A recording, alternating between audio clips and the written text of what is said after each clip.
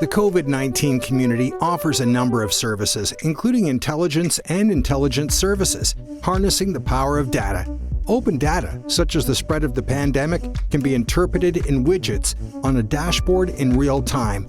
Data from the internet or from structured and qualified libraries is crawled in real time.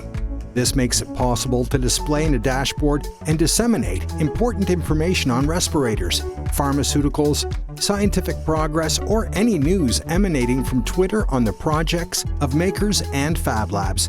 The data also can be represented on a cartography and geolocalized, like the establishment of hospitals with emergency service in blue with a white cross. Fab labs, who can quickly and efficiently manufacture emergency equipment, are shown in orange, and factories accessible from the marketplace are shown in green. This information and smart dashboards keep the community informed in order to make the best contributions.